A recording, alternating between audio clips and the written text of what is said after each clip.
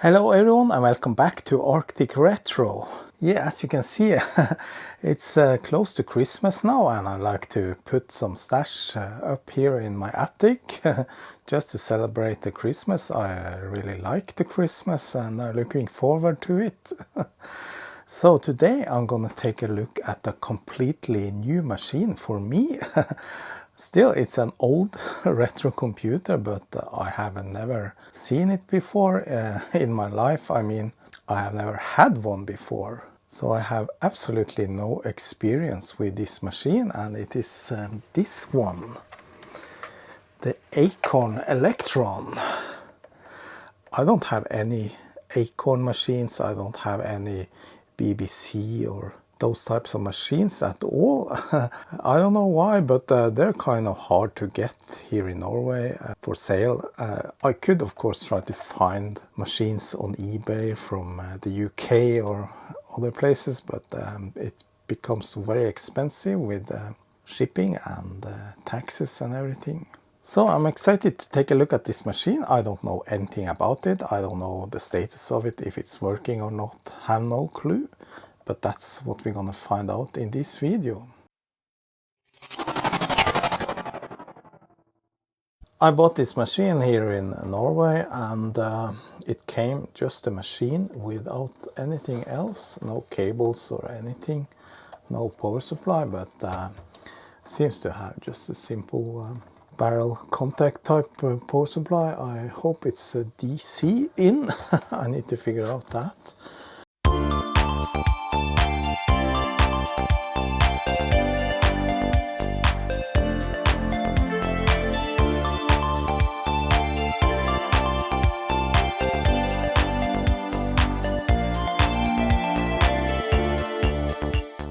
It is kind of dirty and yeah, it has a lot of various marks here and there, but otherwise it looks okay. And here it has, yeah, I think it's RF output, composite video out, and it even has RGB out, and that's the cassette port. And on the back here it has some kind of expansion port, yeah. And that's about it. That's what I know about this machine. Of course I know this was made by Acorn back in 1983 or something, and it was a cheap alternative to the BBC microcomputer that was also made by Acorn. Let me just make a quick stop here to thank my sponsor PCBWay. PCBWay produces PCBs, but they also do a lot of other cool services. And right now they have a big Christmas sale. Get up to 50% off for PCBs, 3D printing and CNC machining. And enjoy free upgrades to purple, matte black and pink solder masks. As well as a lot of other free Christmas coupons. Also check out their PCBWay mascot design contest for 3D printing if you want to participate and win some prizes. They have supported this channel for several years, and without them I don't know if I could have a YouTube channel at all. Recently I got a bunch of PCBs from them.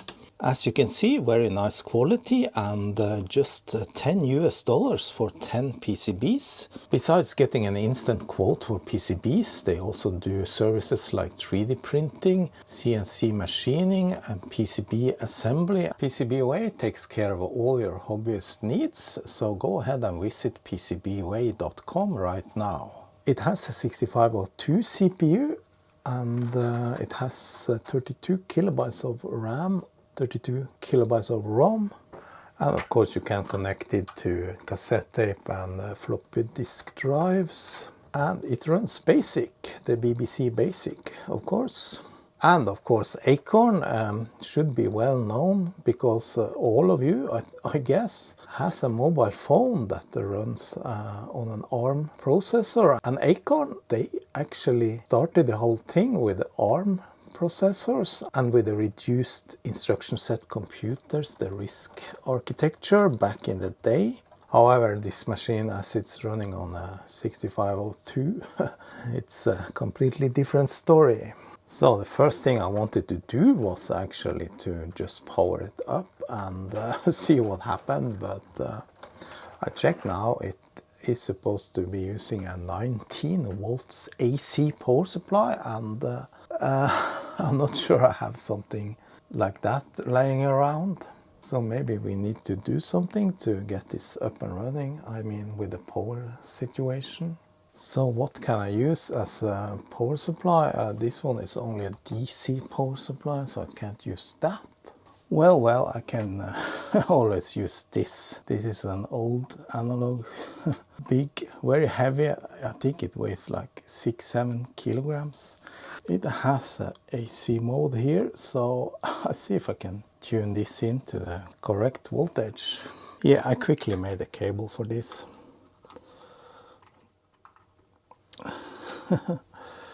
Let's see if this fits.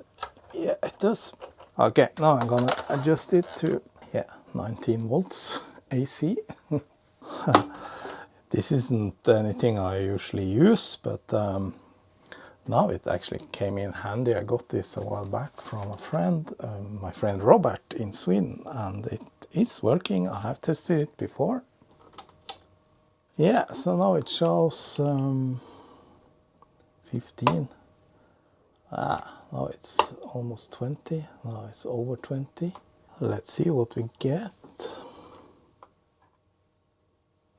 17. Yeah, I think that's close enough. Yeah, here's the original power supply, and it's for sale now on eBay, and the price 50 UK pounds. That's more than I paid for this machine.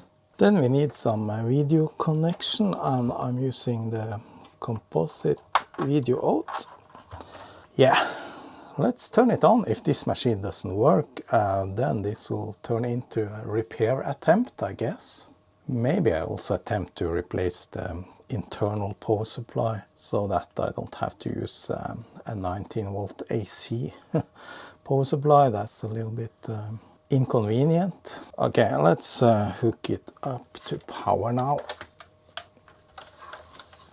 We don't have to worry about the polarity when it's AC.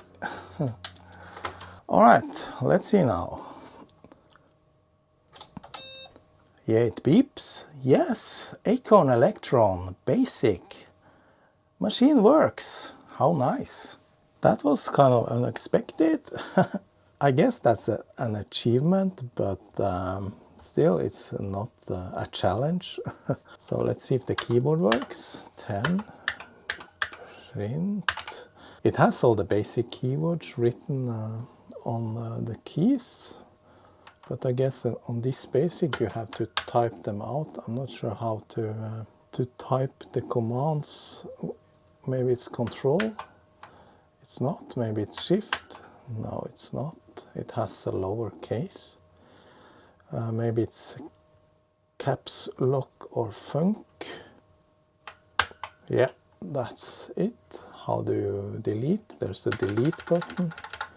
Yeah, it's a very clicky keyboard, and it has this ding after you click the keys, like an echo. Wow. Escape. How do we change color? It has a color. Let's try 2. Oh, that turned into black. Color 3. Yeah, it seems that like it only has break. Yeah, seems like it has only 2 colors in basic in this mode. I don't know, but I need to figure out how to load some software, games, and after that I will of course do some restoration work on this, open it up, take a peek inside, clean up the case. It's quite dirty and black. Yeah, I think I go straight to some restoration work on this now, and then I figure out how to connect the cassette interface. I think this one, the SVI CAS, actually supports this machine, but I need to make a cable. This only has this analog in and out and this needs to go to what is it, 7-pin DIN connector. I'm not sure if I have a 7-pin DIN, but might not be necessary to use them all. But I'm really curious now to turn this off now and open it up and take a peek inside, because that's always exciting. I always like to work with a clean machine. Yeah, it has some kind of serial number, 72,000 something. Actually, it says here, printed in plastic, 19 volts AC, power in. Yeah, let's take a look here. What do we have? Probably some keyboard membrane, oh yes. And a small little PCB, and that's the power supply. And this looks like it could easily be replaced by a small modern one, depending on the voltages to the machine. That's what we got.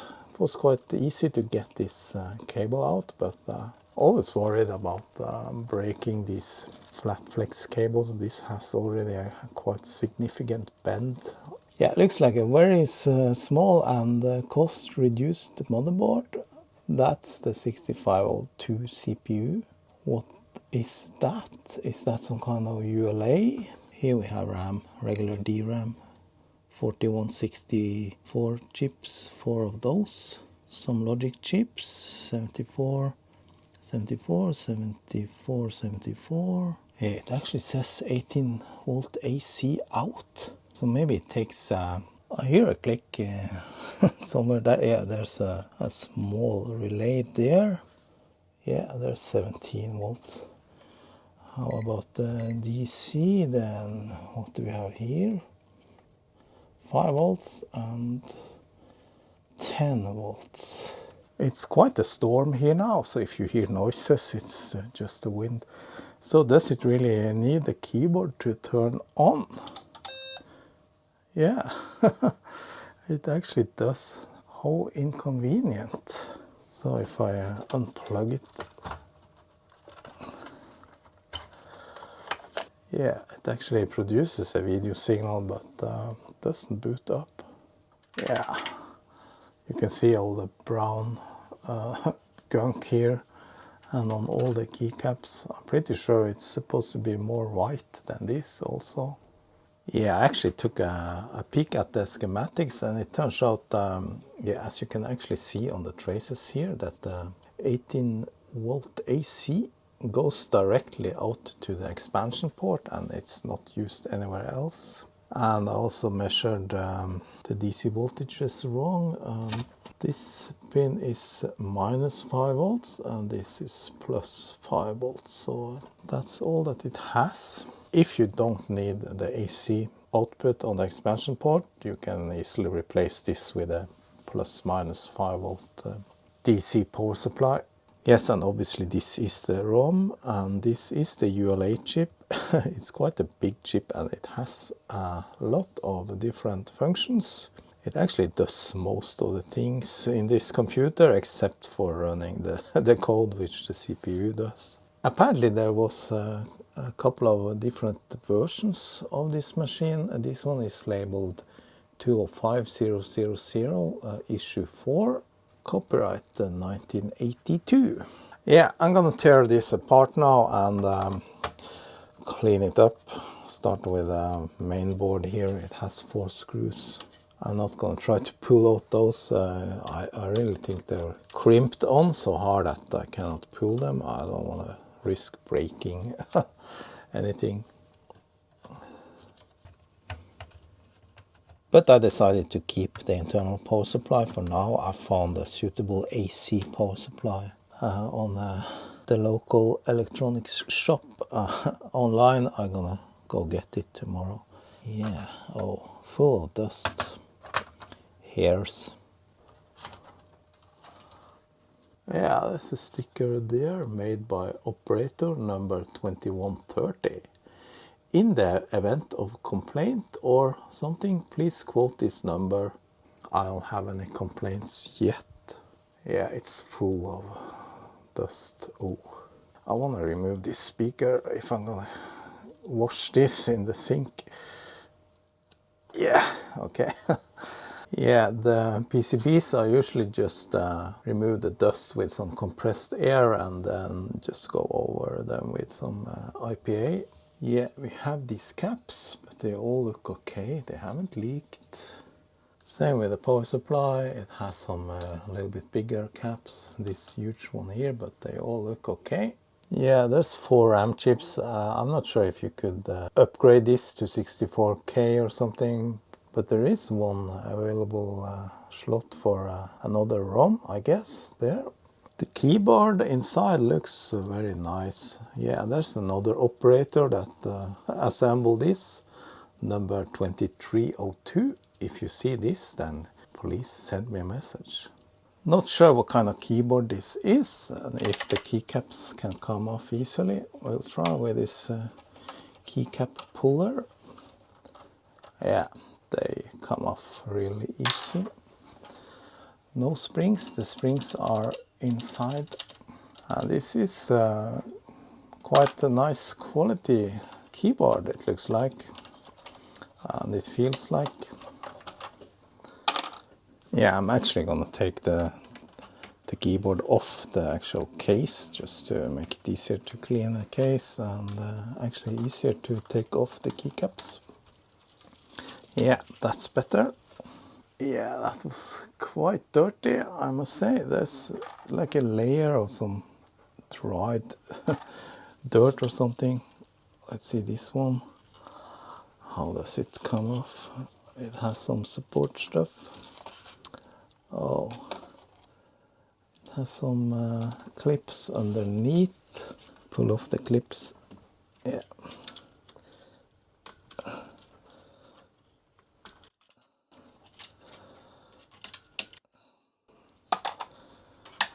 Yeah, full of dust and dirt. Alright then, I'll do some cleaning now. I use the vacuum cleaner on this and then I take all the plastic parts and soak them in first in a Windows cleaner for a few minutes, and then I soak them in a hot soapy water bath for maybe half an hour. That should loosen up the dirt. Yes, so everything's been cleaned, and yeah, of course the keycaps, they're a bit yellowed. I'm not sure if I'm gonna do any retro brighting this time. I'd rather wait until the spring when the sun is back. We only have sun now for about 1 hour every day, and soon it's completely gone. Just gonna clean a little bit in between. There's some stains there. Not much. Yeah, the case too, completely clean now, but also yellow.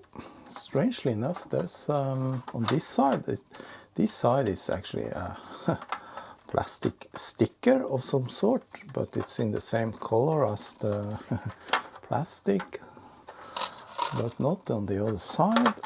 Yeah, and the PCBs, they are now very shiny and clean.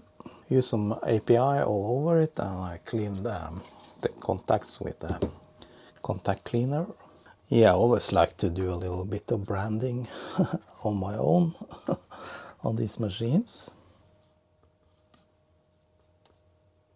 25. I think I'm gonna make a cable for the cassette. Yeah, so the keyboard is assembled, looking nice.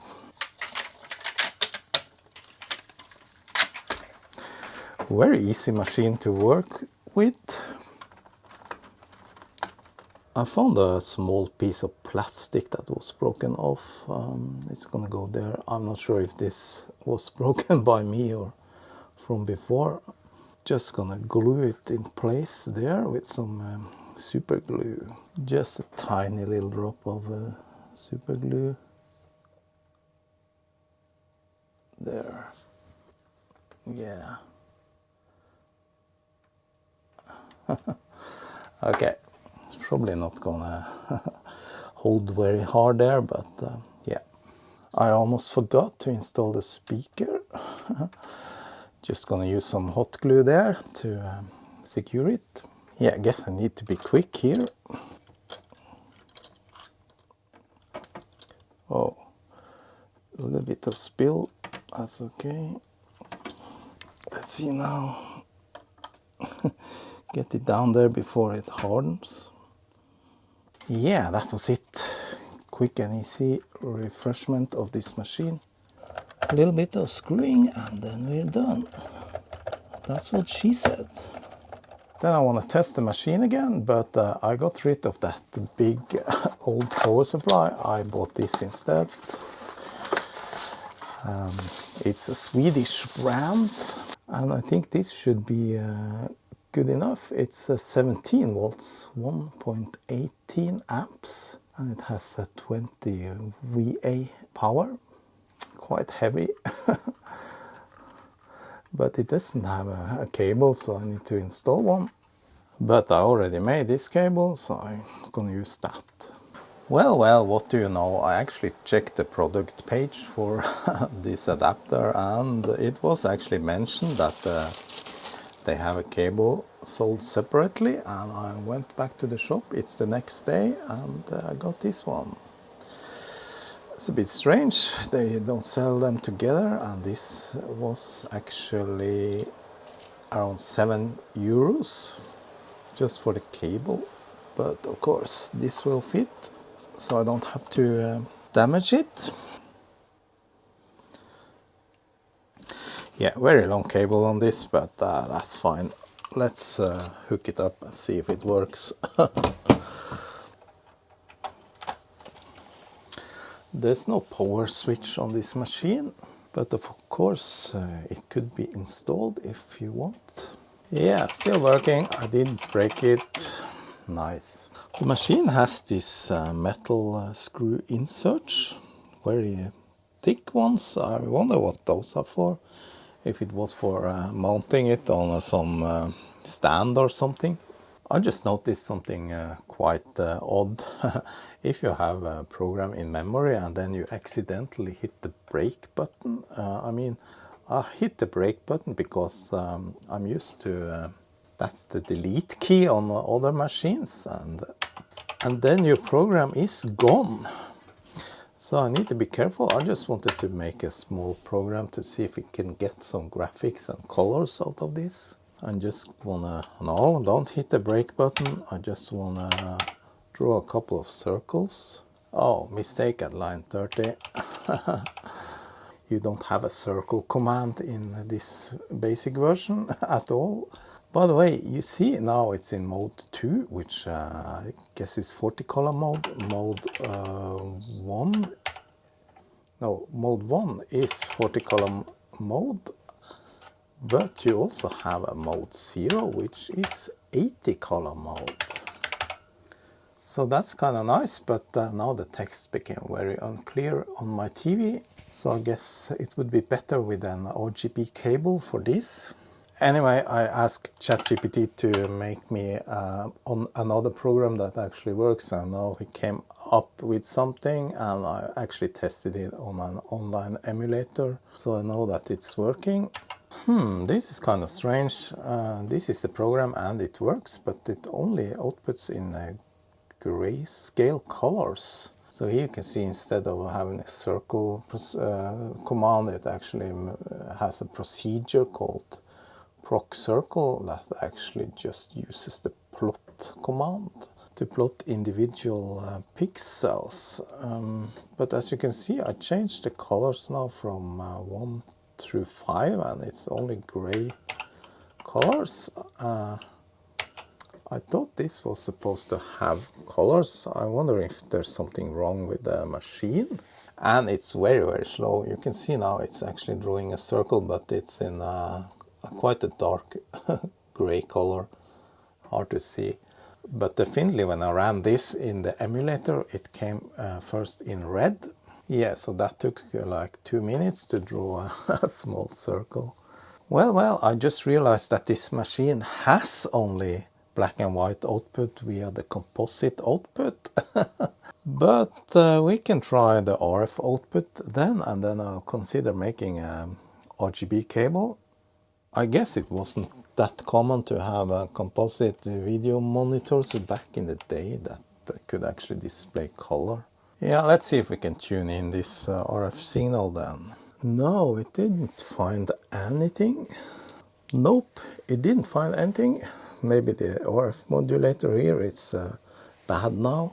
No, I simply was not able to tune up the RF on this machine. So then I have to do something else. I'm thinking about doing a composite video mod. It should be simply to actually take the chroma signal that this machine actually has internal and feed it out to the composite video output. Or maybe make a RGB cable, but I don't think I have the correct connector.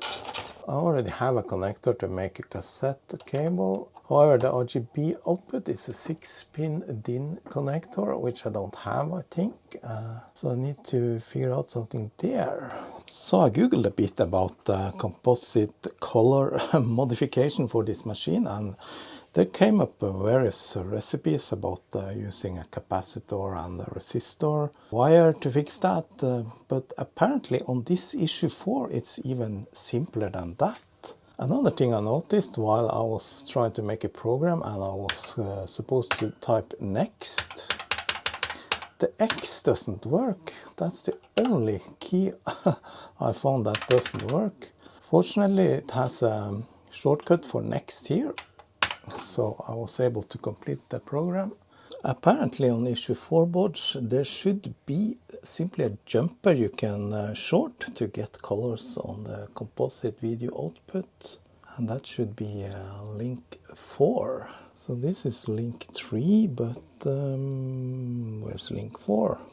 Yeah, I really had to look hard and long to find it. It's down there between those two transistors. So I need to solder in some pin headers there, but let's just try and short them out.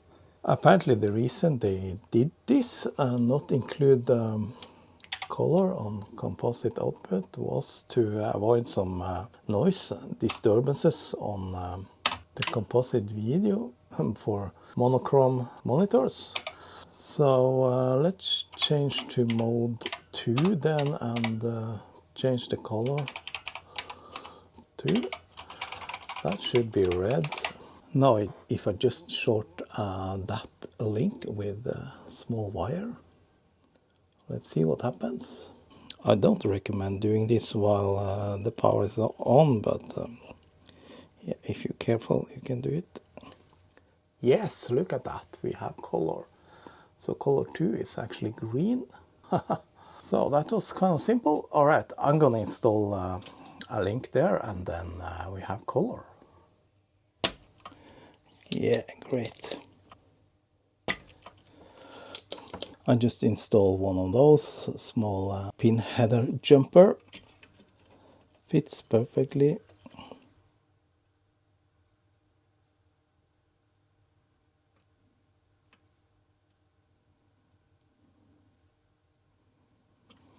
Yeah, that should do it. Yeah, these AC wires, I actually got them off in the end, so very tight. Then what about the keyboard and the X? This connector seems to have been bent or broken somewhere. In mode 1, which the computer starts up in, there's actually no color, so that's only black and white. So go to mode 2 then. Color 1. Yeah, that's red, but it's quite weak. Color 2 was green. Color 3 is yellow. Color 4 is blue. 7 is white. So it only has 8 color.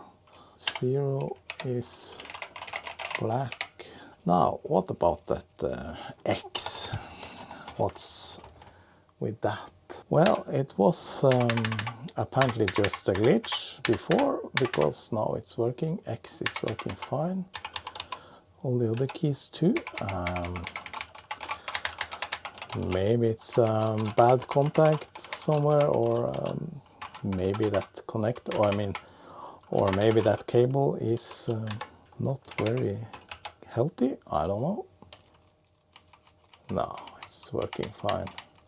It was just a glitch in the matrix. There's also another simple mod you can do to this. You can feed audio out so that you don't need an internal speaker, but I'm not going to do that. I'm going to keep the speaker. So let me just make the cassette cable. I got some contacts here. They didn't really have what I needed at the electronics shop, but I can use both male and female variants, and I got mono variants. What you really need is 3 connectors and a cable like this. This is for a Commodore 64. But I'm not really interested in saving anything to tape, so I'm just going to make a cable with 2 connectors. One for reading data from the cassette, and the second one, this one is a 2.5mm connector just for the motor control. And some cable. This is a signal cable with 4 wires in it. And of course we need a DIN plug also. I don't need it to be very long, just a short one. And the thing is, it is supposed to connect to this one. I can use this cable that I already have here, and just use the female connector. For the other end, I need to remove a little bit more of the insulation because I'm gonna attach 2 connectors to it.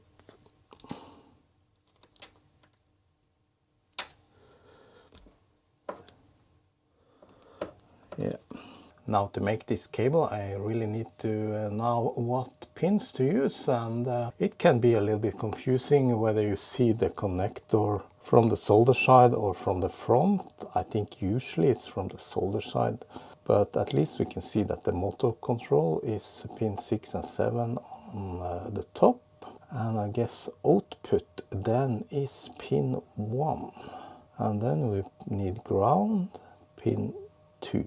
Now soldering to these kind of DIN connectors is always a pain in the A, and I always got the tips to use a potato.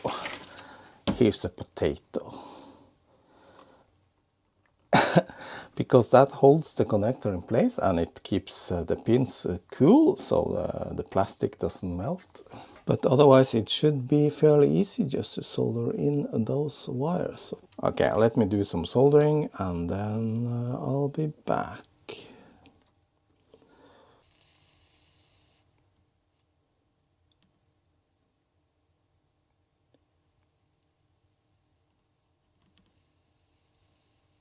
Yeah, I think that worked. Which side of the connector from this side I'm going to solder to, I'm not really sure. I couldn't find a definitive answer on the internet, but I'm gambling on this is pin 1. Yeah, I think that looks good. Now the other side. Yeah, I don't need the potato now. I'll eat it later. The wires are a little bit thin here, so I'm going to use a little bit of a shrink wrapping there.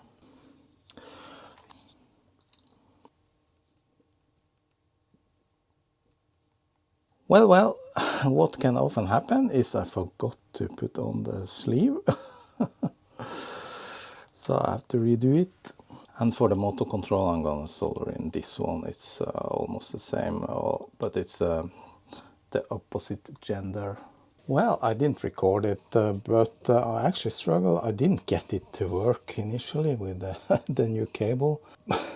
So I figured maybe I did something wrong, and yeah, it appeared that I have switched what is ground and the input.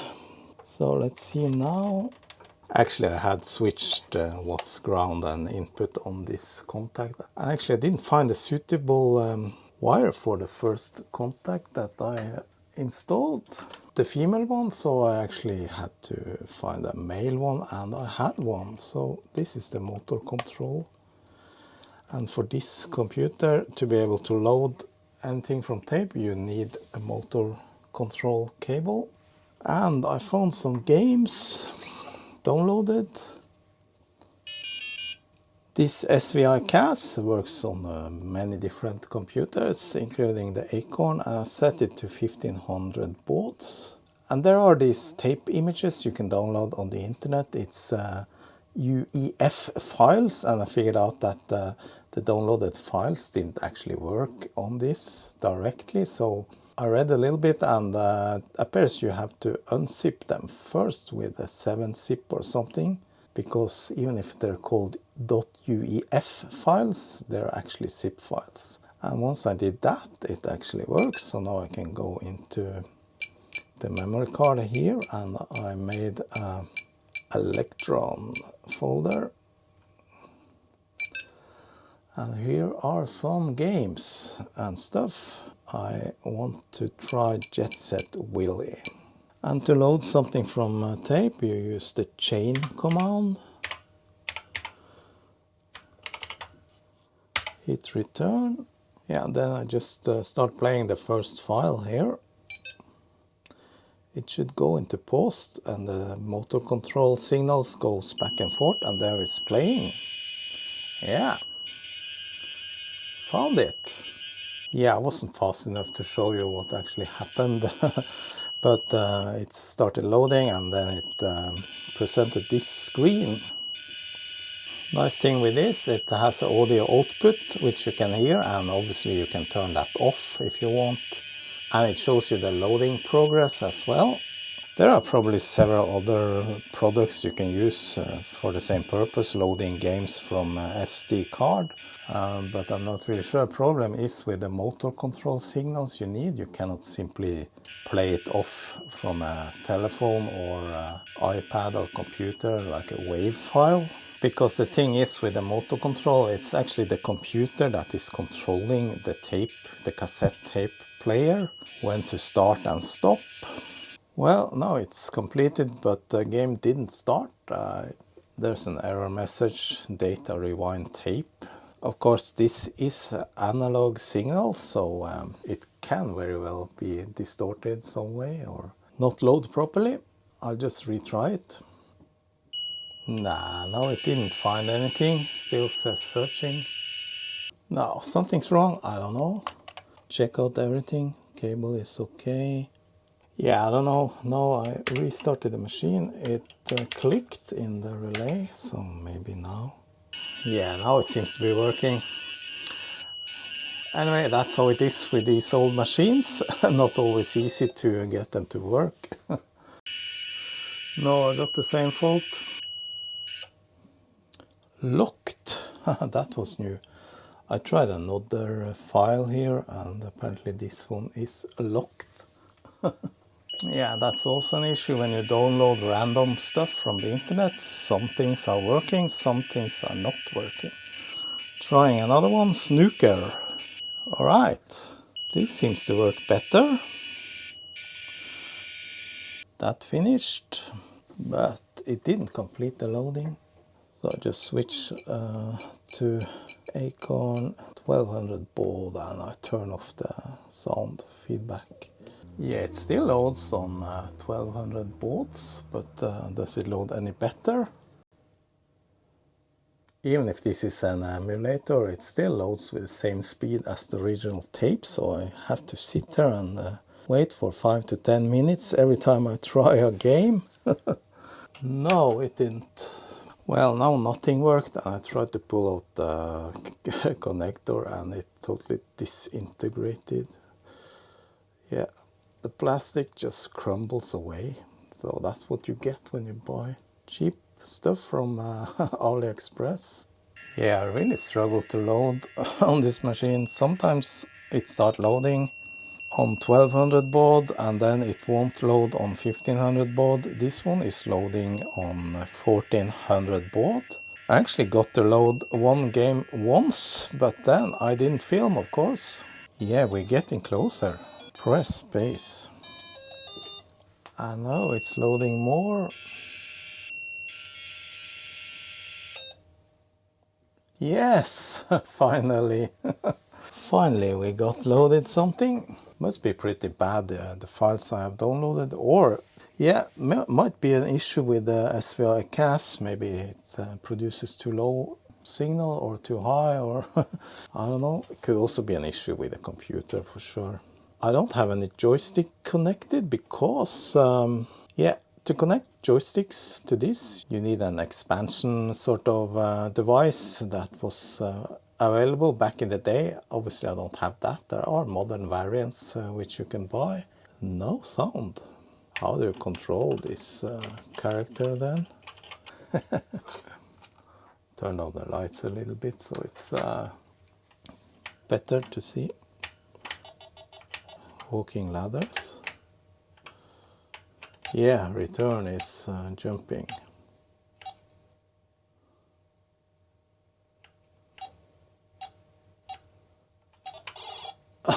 Okay. Anyway, it worked. I was thinking about the RGB output and making a cable for it, but I didn't have the correct 6-pin DIN contact, which I have a cable already here. I'm not really sure what this is for, but it goes to SCART. I'm just gonna hook it up just to see if it works or not. It's not gonna damage my computer, but it could obviously damage the TV. But there's no high voltages out, just 5 volts. Nope, no signal there.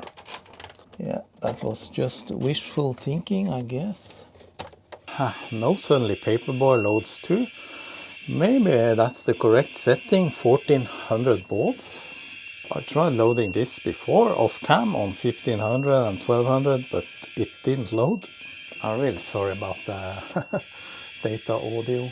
I just wanted the audio feedback to hear if something was happening. Yeah, here's one issue. You're supposed to press any key, however, the SVI CAS, it just continued. So now it won't be loading from the correct place. Yeah, but I just stopped it and I went back to the program file and loaded that instead. And this seems like kind of a big program. Maybe it's too big for the memory of this machine, 32 kilobytes. Obviously you could buy a memory expansion for this machine back in the day, but it didn't finish. Yes, look at that. Seems like 1400 baud is better. Pinball.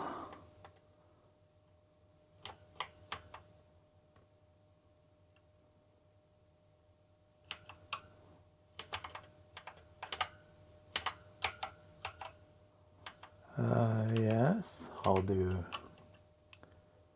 start? Okay, it's like a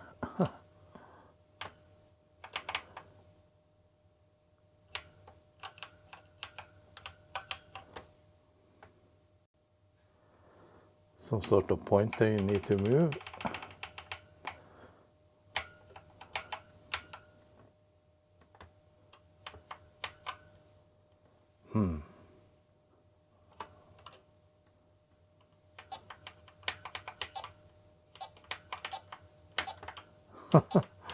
Nothing to hit.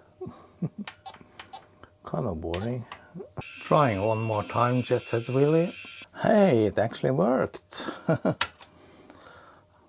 Actually, I had to try a couple of times before it finally loaded. Usual keys, set and X.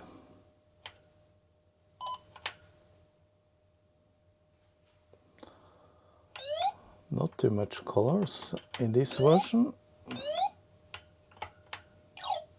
Oops. It's kind of a fun game, but usually I don't make it very far. I'm trying Paperboy again. It got further this time, but that doesn't look quite right, does it? Well, it worked. Nice. So set X and return. Not the music you're used to with other machines. Oh my god, it's slow. Oh. Well.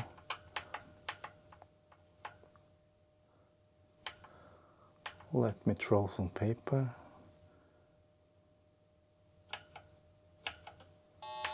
Yes. pick up more paper. Oh, this was a quite bad port.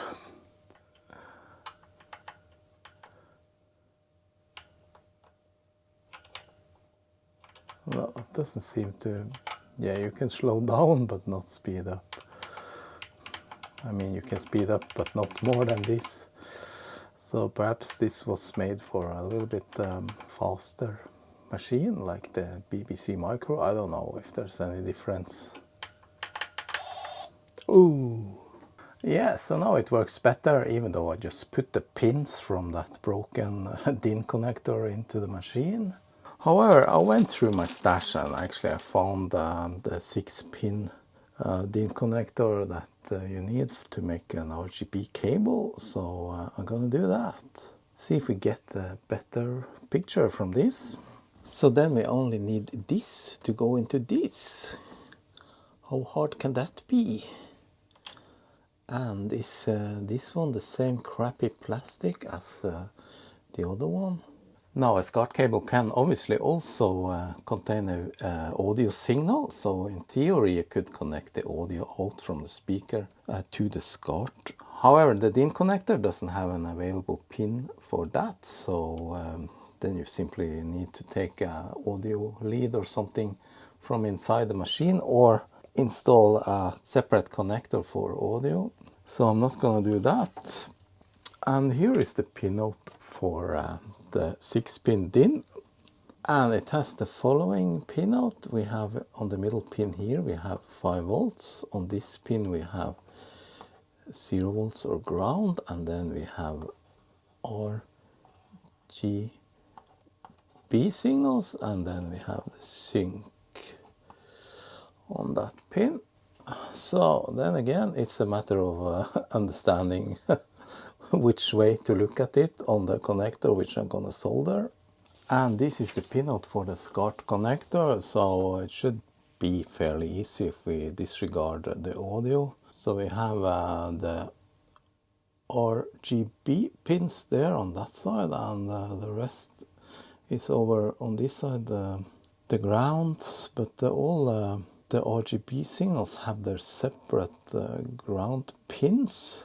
And there is one pin here that enables RGB mode on TVs, and you actually need to install a resistor there if you're gonna have the correct voltages. So you shouldn't simply feed in 5 volts directly, you should have around 3 volts instead. Yeah, so I think this is gonna be fairly simple. And here's the potato again. I realized that there might not be the same RGB signal levels out from the computer as the TV expects, and for sure that is the case. So I actually had to install some resistors. The sync signal has a resistor, and RGB also has a resistor, and 5 volt input to turn on RGB mode is also equipped with a resistor, and then I have 4 different ground leads going to that same. So now I need to get all this to fit into this little connector. Remains to be seen if that can be done. Yeah, I found this diagram on the big internet, and here you can see the different connections going to the SCART and what kind of resistor values you need. A 270, a 820, and 3 220 ohms resistors. Yes, I think I got it right. Making cables like this is by no means easy, not at all. We have this outer shell ground. I'm not really sure if I need that. I was supposed to have some heat shrink tubing around the wires, but I forgot, so I just added a little bit of electrical tape. So I don't think anything's connected together now. Yeah, let me just close this now and see if it actually works. I'm not at all convinced it's gonna work, but we'll see. I'm, let's say, 60% sure it's gonna work. A little bit of a heat shrink sleeve around. I made a cable. Theoretically it should work, but in practice I'm not that sure. Okay, let's test. If this doesn't work, I'm not gonna try and fix it. I simply don't have time for that. Yes. Now this cassette cable, I'm afraid it's gonna break anytime soon. Well, let's see now. Yes! It works! And it's quite sharp. Very sharp. Very, very sharp. Via the composite video out, the text was almost not readable. I don't have any capture device, but filming from the screen you can clearly see it's quite nice. Yeah, what was the mode for color graphics? Wasn't that mode 2? Yes, it was. Color 1. Color 1. Yeah, that's red. 2, green. Color 4, blue. Yeah, very, very sharp and clear colors. So this worked perfectly fine. Let's try with a game. Gunfighter, if it can load. Yeah, so many games back in the day that took so long to load, and half the loading time was just to show you this loading screen. You can see how slow it loads. Yeah, that looks very nice, crisp. I got the $10 fine. Press S to start. Okay. But what do we do here? Oh my god, how slow it is. Is it written in basic?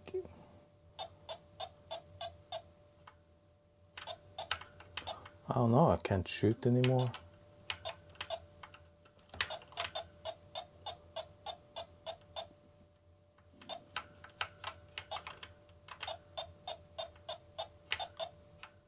Ah, you can go inside. But where's the enemies? And what can I do? Isn't there anything to pick up or anything? Ah, yeah, I found a deed. Yeah, but still. Oh. I can't shoot. Well, that was it for the RGB. It works fine. And in fact, that was it for this whole video. A nice machine, the Acorn Electron. Never worked on such machines before, so interesting system, the BBC Micro and the Electron. And yeah, I think it was a great experience, and I got it up and running like I wanted. So I hope you enjoyed this video, and I hope to see you next time. Don't forget to subscribe, and thanks a lot to my Patreons. See you, bye bye.